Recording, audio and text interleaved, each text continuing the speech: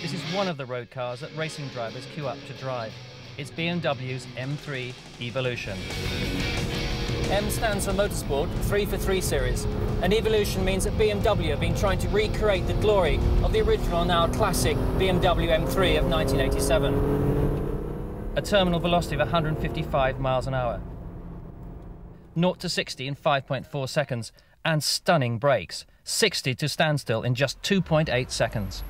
In fact, the brakes are so good, you'd be wise to keep an eye on your rearview mirror, just in case the guy behind you is about to ruin your no-claims bonus. This car is the nearest you're going to get to driving a British Touring Car Championship car on the road. I think BMW have found themselves a bit of a niche in the market. This car, in this trim, is £43,000. And there really is no other competition at this price level. The nearest is the old-style Jaguar XJS 4-litre at around £45,500. Now, the supercar class doesn't even start till you get to the entry-level Porsche 911, and that's £60,000. So what we've got here is a bit of a bargain basement supercar. And what's more, it's a Grand Tourer. It's got 4 seats and a boot. Okay, it's a bit understated, and it doesn't have the looks of a normal supercar. But that's no bad thing if you want to avoid the attentions of the boys in blue. It may be the poor man's supercar, but at this price you're not exactly going to be skint, and you're certainly going to expect something special. And if you are tight-fisted, well, you can always opt for the coupe at a mere £37,000. The real soul of this car is BMW's classic 6-cylinder engine, now reworked to produce 321 eager Bavarian horses. They're whipped up and reined in by high-tech electronics and the infinitely variable camshafts. That's a lot of grunt, but even so, you do need to push the car hard to get real performance. However, there is a flip side, and that's the sound of the 3.2-litre engine under full power.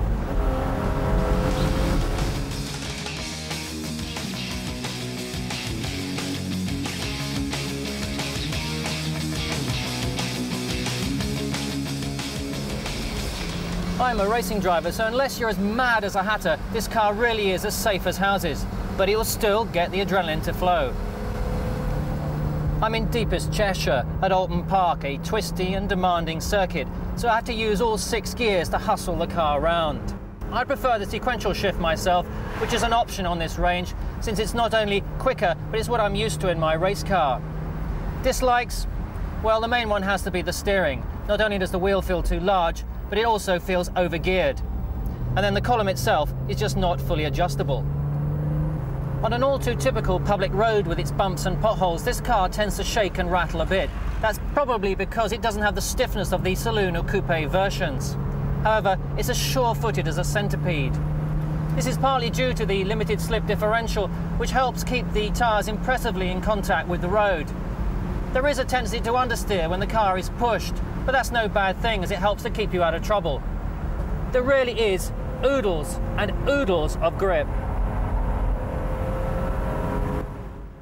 And if you go one oodle too far and manage to turn the car over, then it's comforting to know that automatic roll bars pop up at the back before you're able to chop off your passengers' heads. And talking of passengers, I've never been in a convertible at 155 miles an hour before, but it sounds as though I'm sticking my head out of a window of a jumbo jet.